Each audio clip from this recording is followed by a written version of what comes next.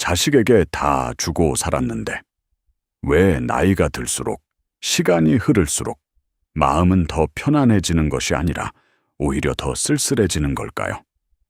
지금 이 질문을 조금만 천천히 서두르지 말고 마음속에서 한 번 되뇌어 보시겠습니까?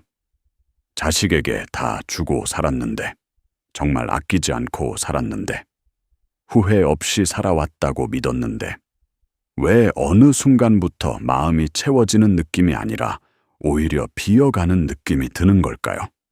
이상하지 않으십니까? 우리는 평생 이렇게 믿고 살아왔습니다. 자식에게 잘해주면 그 마음은 언젠가 돌아온다고. 내가 먼저 희생하면 그 희생은 반드시 이해받을 거라고. 내가 먼저 내어주면 그만큼 관계는 더 가까워질 거라고. 그래서 우리는 그 믿음을 의심하지 않았습니다. 그리고 실제로 그렇게 살아왔습니다. 정말로 아끼지 않고 주었습니다. 내가 먹고 싶은 것보다 자식이 먹고 싶어 하는 것을 먼저 챙겼고, 내가 입고 싶은 것보다 자식에게 더 좋은 옷을 사주었고, 내 시간을 줄여가면서 자식의 시간을 채워주었습니다. 그게 부모의 역할이라고 생각했으니까요. 그게 당연한 길이라고 믿었으니까요. 그래서 한 번도 그 선택을 후회해 본 적이 없습니다. 오히려 그렇게 살아온 자신이 자랑스럽게 느껴질 때도 있었을 겁니다. 그런데 시간이 흐르고 나서 자식들이 다 자라고 각자의 삶을 살아가기 시작하고 집안이 점점 조용해지고 나면 우리는 어느 순간 전혀 예상하지 못했던 감정을 마주하게 됩니다. 따뜻함이 아니라, 만족감이 아니라 어딘가 텅 빈 것 같은 느낌. 겉으로 보면 아무 문제도 없습니다. 자식들도 각자 잘 살고 있고 크게 다투는 일도 없습니다. 누가 봐도 괜찮은 상황입니다. 그런데도 마음 한쪽이 자꾸만 내려앉습니다. 이유를 정확히 설명할 수는 없지만 분명히 느껴지는 그 감정. 혹시 이런 경험 있으셨습니까? 혼자 집에 앉아 있을 때 괜히 TV를 켜놓고 사람 목소리라도 채워 넣는 그 순간. 굳이 보고 싶은 프로그램이 있는 것도 아닌데 조용한 게 싫어서 리모컨을 들게 되는 그 느낌. 식탁에 밥을 차려놓고도 입맛이 쉽게 돌지 않는 그 시간. 예전에는 같이 먹을 사람이 있었고 말이 오가던 식탁이었는데 지금은 숟가락 소리만 조용히 들리는 그 순간. 문득 휴대폰을 들여다보며 혹시 연락이 왔을까 한 번 더 확인해보는 그 짧은 행동. 그 짧은 순간에 아무것도 없다는 걸 확인하고 아무 일 없다는 듯 다시 내려놓지만 마음 한쪽에서는 아주 작은 감정이 올라옵니다. 서운함인지, 외로움인지, 아니면 그냥 허전함인지 정확히 이름 붙이기는 어렵지만 분명히 존재하는 감정. 그리고 그 감정은 금방 사라지지 않습니다. 하루 이틀로 끝나는 것도 아닙니다. 조용히 쌓입니다.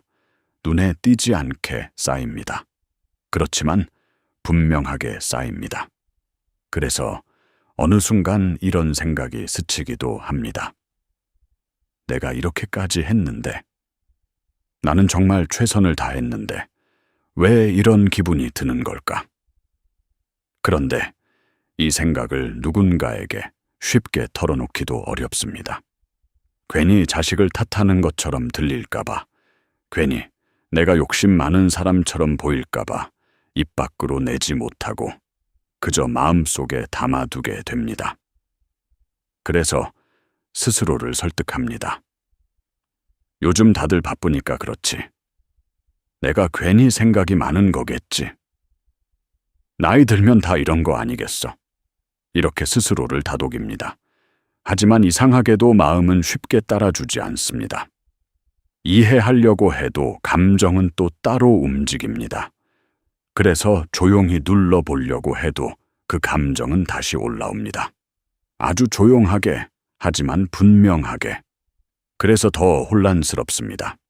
이 감정이 맞는 건지, 내가 예민한 건지, 아니면 그냥 자연스러운 변화인지 알 수가 없습니다.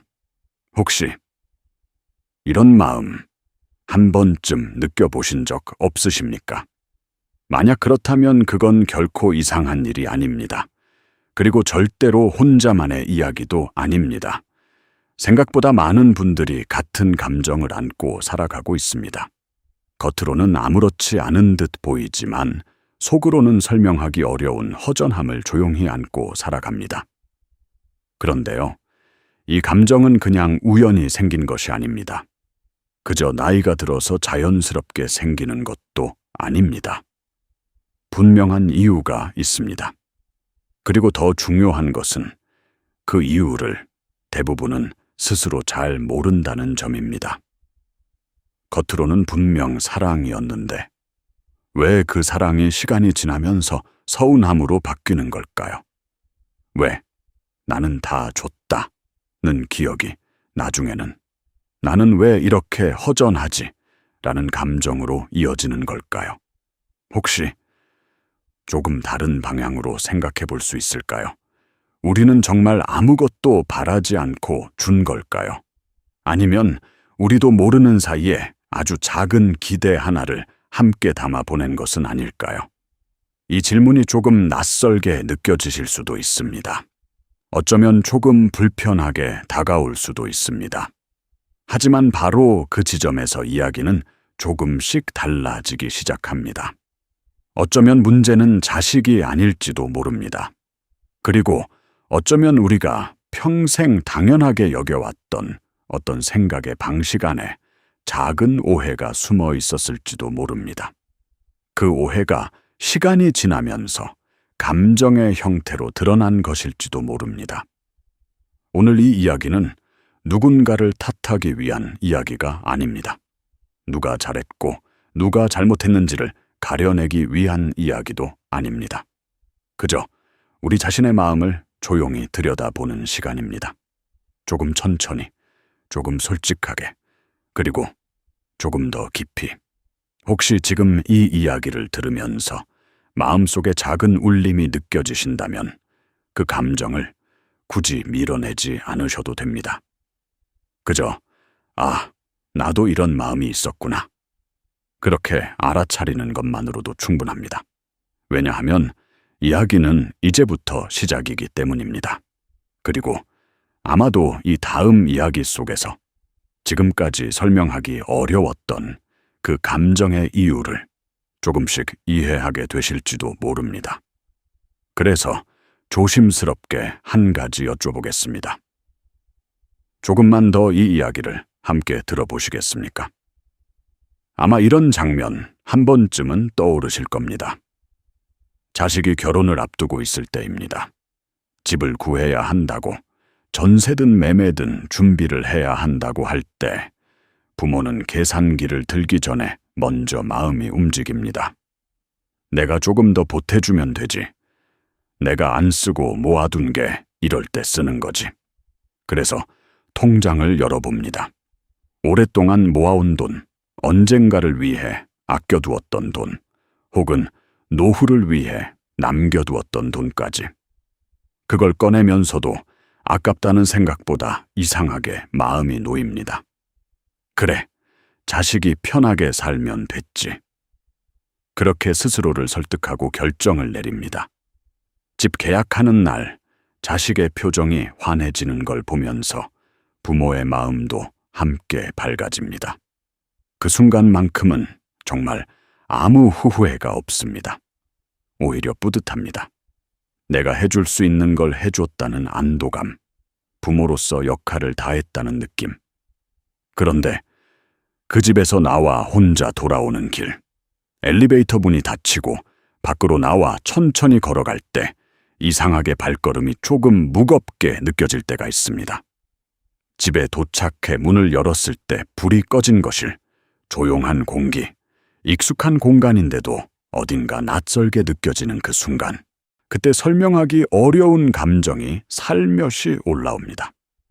기쁜데 왜인지 모르게 허전하고 뿌듯한데 왜인지 모르게 마음이 비어 있는 그 감정 혹시 느껴보신 적 있으십니까?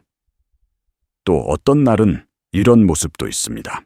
아침에 눈을 뜨면 가장 먼저 하는 일이 휴대폰을 확인하는 것입니다. 밤사이에 연락이 왔을까 해서요. 카카오톡을 열어보고 문자함을 확인해보고 통화 기록도 한번 훑어봅니다. 하지만 대부분은 변한 것이 없습니다. 그럴 때 잠깐 멈칫합니다. 그리고 아무 일도 없었던 것처럼 다시 휴대폰을 내려놓습니다. 바쁘겠지. 요즘은 다 그렇지. 이렇게 스스로를 이해시키면서도 마음 한쪽에서는 조용히 서운함이 쌓입니다. 그 서운함은 크지 않습니다. 아주 작습니다. 그래서 더 오래 남습니다. 표현할 만큼 크지는 않지만 무시하기에는 분명히 존재하는 감정. 그래서 마음속에 계속 남아 있습니다. 하루 이틀, 일주일, 그렇게 시간이 지나면서 조금씩 쌓입니다. 그리고 어느 날 그 감정이 문득 선명해지는 순간이 옵니다. 명절입니다. 예전에는 명절이 다가오면 집안이 분주했습니다. 음식을 준비하고 집을 정리하고 사람들을 맞이할 준비를 하느라 몸은 힘들어도 마음은 바빴습니다. 그런데 요즘은 조금 다릅니다. 이번에는 오래 못 있어. 잠깐 들렀다 갈게. 이런 말을 듣게 됩니다. 이해는 됩니다. 정말 이해가 됩니다. 각자 사는 게 바쁘고 사정이 있다는 것도 알고 있습니다. 그래서 겉으로는 웃으면서 말합니다. 그래, 괜찮다. 바쁘지? 하지만 그 말을 하고 나서 혼자 남았을 때 문득 이런 생각이 스치듯 지나갑니다. 이게 다인가? 그 생각은 짧습니다. 아주 짧게 지나갑니다. 하지만 그 감정은 오래 남습니다. 그리고 또 어떤 순간 혼자 밥을 먹고 있을 때입니다. 예전에는 식탁에 늘 누군가 있었고 말소리가 있었고 웃음이 있었습니다. 그런데 지금은 혼자 앉아 조용히 밥을 먹습니다. TV 소리가 대신 채워주고 숟가락 소리만 잔잔하게 들립니다. 그때 문득 이런 생각이 떠오릅니다. 예전에는 안 그랬는데. 그리고 그 뒤에는 늘 따라오는 감정이 있습니다. 조용한 외로움.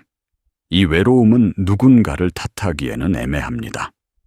자식이 잘못한 것도 아니고 내가 잘못한 것도 아닌 것 같고 그저 상황이 바뀌었을 뿐인데 왜 이렇게 마음이 허전한지 스스로도 잘 이해가 되지 않습니다. 그래서 더 답답합니다.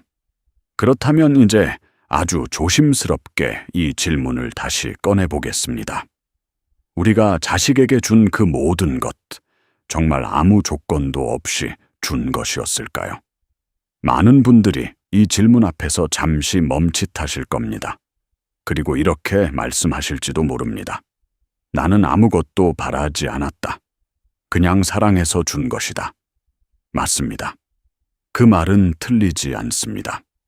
정말로 사랑해서 주신 것이고 정말로 자식을 위해 선택하신 것입니다. 그 마음은 의심할 필요도 없고 부정할 이유도 없습니다. 그런데요, 조금만 더 천천히, 조금만 더 깊이 들여다보면 그 사랑 안에 아주 작고 조용한 마음 하나가 함께 들어가 있는 경우가 많습니다. 그 마음은 눈에 잘 보이지 않습니다. 그래서 더 알아차리기 어렵습니다. 그것은 바로 기대입니다. 하지만 이 기대는 우리가 흔히 생각하는 계산적인 기대가 아닙니다. 이만큼 해줬으니 이만큼 받아야지 이런 식의 기대가 아닙니다. 그보다 훨씬 더 자연스럽고 훨씬 더 조용하게 스며든 마음입니다. 예를 들면 이런 것입니다. 이 정도면 나를 이해해 주겠지. 이 정도면 나를 조금 더 생각해 주겠지. 이 정도면 나를 조금은 더 챙겨주겠지. 이런 생각은 의도적으로 만든 것도 아니고 누가 가르쳐 준 것도 아닙니다. 그저 마음속에서 자연스럽게 생겨난 것입니다. 그래서 더 알아차리기 어렵습니다. 그리고 더 중요한 것은 우리는 이것을 기대라고 느끼지 않는다는 점입니다. 우리는 이것을 당연한 것이라고 느낍니다. 바로 이 지점이 중요합니다. 기대는 언젠가 깨질 수 있다는 걸 알고 있습니다. 그래서 어느 정도 대비가 됩니다. 하지만 당연함은 다릅니다. 당연하다고 믿었던 것이 그대로 이루어지지 않을 때, 그때의 감정은 훨씬 더 크게 다가옵니다. 왜냐하면 그건 예상하지 못했던 일이기 때문입니다. 그래서 우리는 이렇게 느끼게 됩니다. 왜 이러지? 이건 좀 아닌데. 이 정도는 해줄 수 있는 거 아닌가? 이런 생각이 들기 시작하면서 마음속에 작은 균열이 생깁니다. 그 균열이 바로 서운함입니다. 이 서운함은 처음부터 크게 생기지 않습니다. 아주 작게 시작됩니다. 연락이 조금 늦었을 때, 약속이 가볍게 느껴졌을 때, 내 마음을 조금 덜 알아주는 것 같을 때, 그때마다 아주 작은 서운함이 하나씩 쌓입니다. 그리고 그 서운함은 쌓이고 또 쌓입니다. 처음에는 별것 아닌 것처럼 느껴지지만 시간이 지나면서 점점 무게를 가지게 됩니다. 그래서 결국 이런 생각으로 이어집니다. 나는 이렇게까지 했는데, 나는 정말 다 줬는데 왜 나만 이렇게 느끼는 걸까? 그래서 한번 조용히 멈춰볼 필요가 있습니다. 정말로 우리는 아무것도 바라지 않았던 걸까요? 아니면 우리도 모르는 사이에 아주 작은 당연함을 함께 담아서 준 것은 아닐까요? 이 질문은 자신을 탓하라는 것이 아닙니다. 누군가를 비난하라는 것도 아닙니다. 그저 내 마음을 조금 더 이해하기 위한 질문입니다. 왜냐하면 우리는 대부분 자신의 기대를 기대로 인식하지 못하기 때문입니다.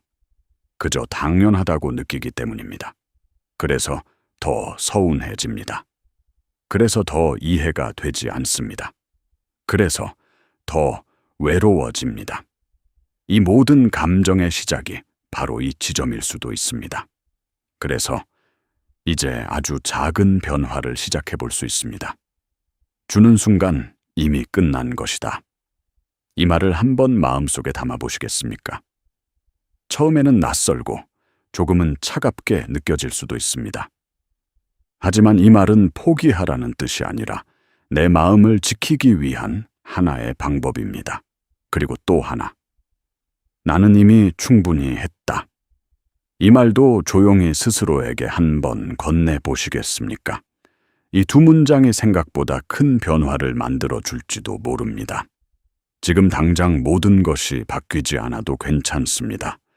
그저 조금씩, 아주 조금씩 마음의 방향을 바꾸는 것. 그것이면 충분합니다. 그리고 그 작은 변화가 어느 순간 마음을 훨씬 더 편안하게 만들어 줄 것입니다. 그래서 지금 이 순간부터 아주 작은 것 하나만 시작해 보셔도 괜찮습니다. 정말 사소한 것 하나. 그것이 생각보다 큰 변화를 가져올지도 모릅니다. 이제 한 분의 이야기를 조용히 들려드리겠습니다. 아마 이 이야기가 완전히 남의 일처럼 느껴지지는 않으실 겁니다. 어쩌면 어디선가 내 이야기와 닮아 있다고 느끼실지도 모르겠습니다. 김정자 씨, 올해 73입니다. 평생을 묵묵하게, 성실하게 살아오신 분입니다. 남편과 함께 작은 가게를 운영하며 아이 둘을 키워냈습니다. 화려한 삶은 아니었지만 하루하루를 빠짐없이 채워온 삶이었습니다. 새벽 공기가 아직 차가울 때 문을 열고 나가 가게 문을 열고, 사람들이 하나둘 집으로 돌아갈 시간에야 문을 닫고 돌아오는 생활. 그런 날들이 하루, 이틀이 아니라 수십 년 이어졌습니다. 그 긴 시간 동안 자신을 위해 쓴 시간은 거의 없었다고 해도 과언이 아닙니다. 쉬고 싶을 때도 있었지만 쉬지 않았고, 몸이 힘들 때도 있었지만 굳이 내색하지 않았습니다. 왜냐하면 머릿속에는 늘 한 가지 생각이 있었기 때문입니다. 자식들만 잘 되면 된다. 그 한 문장이 삶의 방향이었고 기준이었고 버티는 힘이었습니다. 그래서 더 아끼고 더 참고 더 버텼습니다. 내가 조금 덜 가지면 자식이 조금 더 나아질 거라 믿었고, 내가 조금 더 힘들면 자식은 조금 더 편해질 거라 생각했습니다. 그렇게 자신을 뒤로 미루는 것이 너무도 자연스러웠습니다.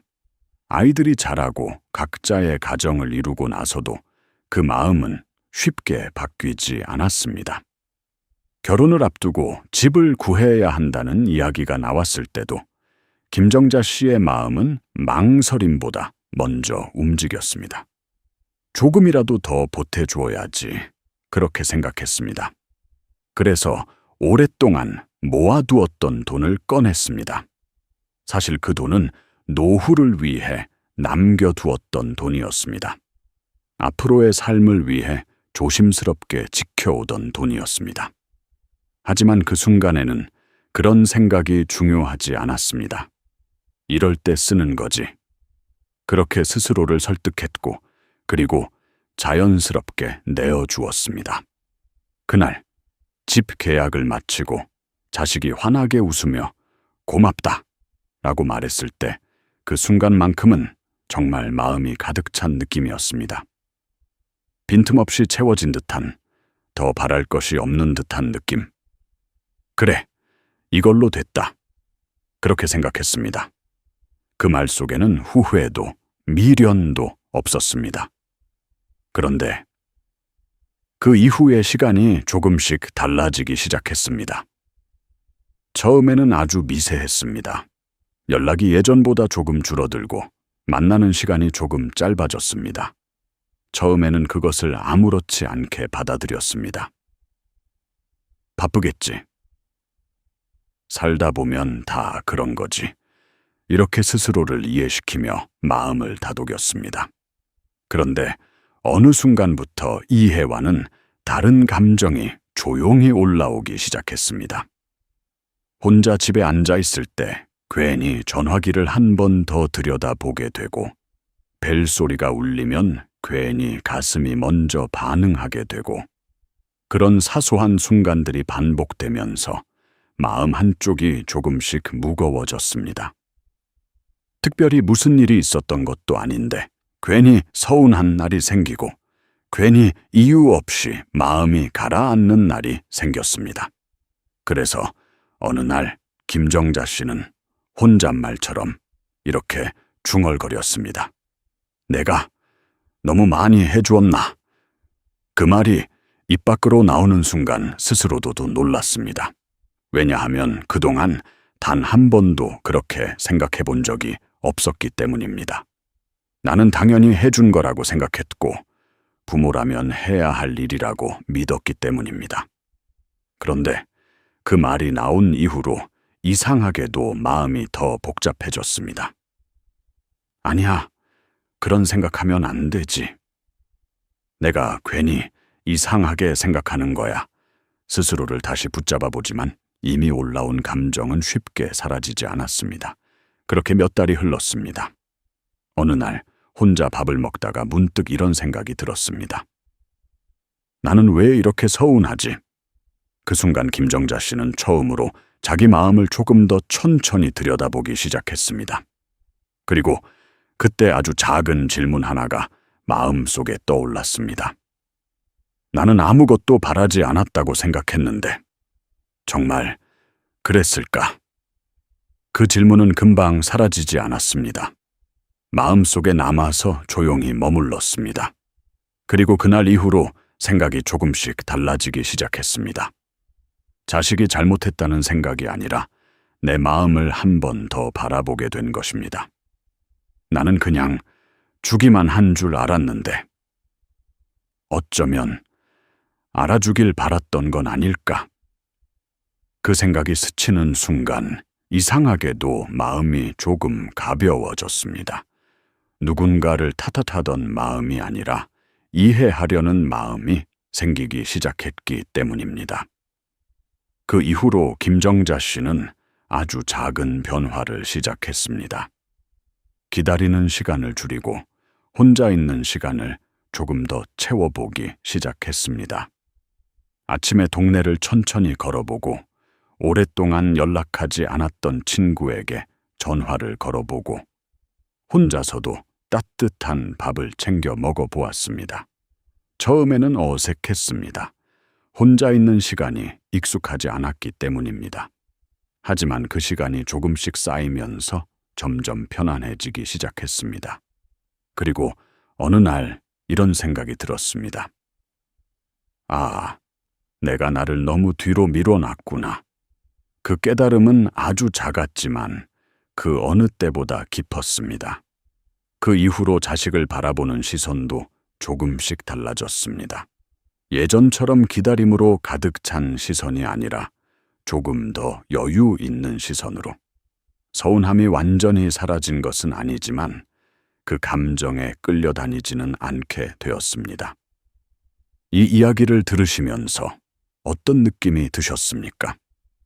혹시 어딘가 한 부분쯤은 내 이야기와 닮아 있다고 느껴지지 않으셨습니까? 이제 조금 더 깊은 이야기를 이어가 보겠습니다. 우리가 느끼는 이 서운함 뒤에는 또 다른 구조가 숨어 있을지도 모릅니다. 첫 번째는 내 삶이 사라진 구조입니다. 우리는 오랜 시간 동안 자식을 중심으로 살아왔습니다. 아침에 눈을 떠도 자식 생각, 일을 하면서도 자식 생각, 미래를 그릴 때도 자식 중심. 그렇게 삶의 중심이 오랫동안 자식에게 맞춰져 있었습니다. 그 자체는 전혀 잘못된 것이 아닙니다. 그렇게 살아오셨기 때문에 지금의 자식이 있는 것이니까요. 하지만 시간이 지나고 자식이 자신의 삶을 살아가기 시작하면 그 중심이 자연스럽게 사라집니다. 그 순간 내 삶의 중심도 함께 흔들립니다. 그래서 설명하기 어려운 공허함이 생깁니다. 이건 자식이 멀어져서 생긴 감정이 아니라 내 삶의 중심이 비어버린 데서 오는 감정일 수도 있습니다. 두 번째는 관계에 너무 많은 의미를 담은 구조입니다. 우리는 종종 이렇게 생각합니다. 자식이 나를 잘 챙겨주면 나는 괜찮다. 자식이 나를 생각해주면 나는 편안하다. 이 말은 아주 자연스럽습니다. 하지만 그 안에는 하나의 위험이 숨어 있습니다. 내 행복의 기준이 전부 상대에게 있다는 것입니다. 이렇게 되면 상대가 바쁘면 나는 외로워지고, 상대가 무심하면 나는 서운해지고, 상대가 기대에 못 미치면 나는 힘들어집니다. 즉, 내 감정의 주도권이 내가 아니라 상대에게 있는 상태가 됩니다. 그래서 더 흔들리고, 그래서 더 불안하고, 그래서 더 힘들어집니다. 그래서 한 번쯤은 이 질문을 해볼 필요가 있습니다. 나는 지금 무엇에 기대고 있는가?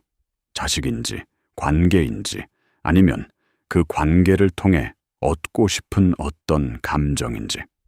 이 질문을 통해서 우리는 조금씩 내 삶의 중심을 다시 찾아갈 수 있습니다. 문제는 자식이 아닐지도 모릅니다. 어쩌면 내가 의지하고 있는 구조가 지금의 감정을 만들고 있는 것일지도 모릅니다. 이제 이 이야기를 조금 더 깊은 시선으로 바라보겠습니다. 우리는 왜 이렇게 괴로울까요? 왜 이렇게 서운할까요? 불교에서는 이 이유를 간단하게 설명합니다. 집착이 있기 때문이다.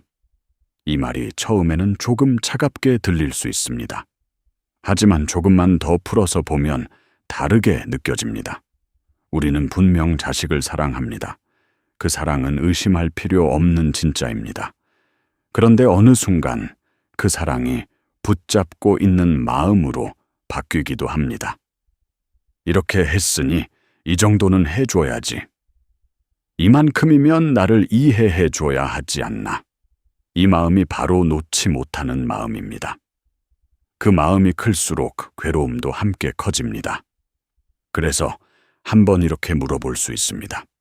나는 자식을 사랑한 것일까요? 아니면 붙잡고 있었던 것일까요? 이 질문은 정답을 찾기 위한 것이 아닙니다. 그저 내 마음을 바라보기 위한 질문입니다. 불교에서는 모든 관계를 인연이라고 합니다. 인연은 내 것이 아닙니다. 잠시 만나고 함께 시간을 보내고 그리고 다시 흘러갑니다. 자식도 마찬가지입니다. 내가 낳았지만 내가 소유할 수 있는 존재는 아닙니다. 그저 함께하는 인연일 뿐입니다. 이렇게 생각해보면 조금 다른 시선이 생깁니다. 주는 것은 그 순간의 인연입니다. 돌아오는 것도 또 다른 인연입니다.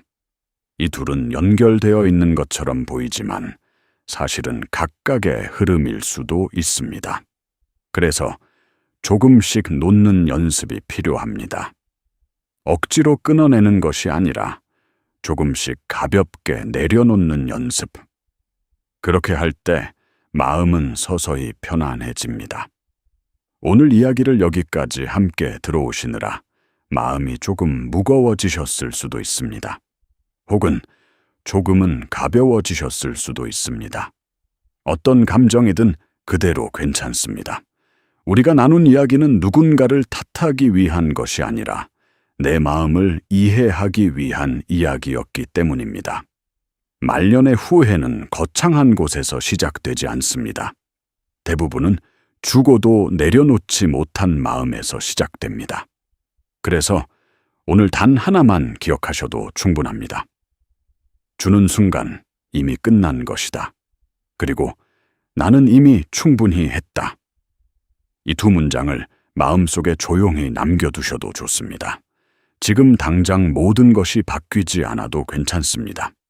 그저 조금씩, 아주 조금씩 내 마음의 방향을 바꿔가는 것. 그것이면 충분합니다. 혹시 이 이야기가 조금이라도 마음에 닿으셨다면, 앞으로도 이런 이야기를 계속 나누고 싶으시다면 이 채널을 기억해 주시고 함께 해 주셔도 좋겠습니다.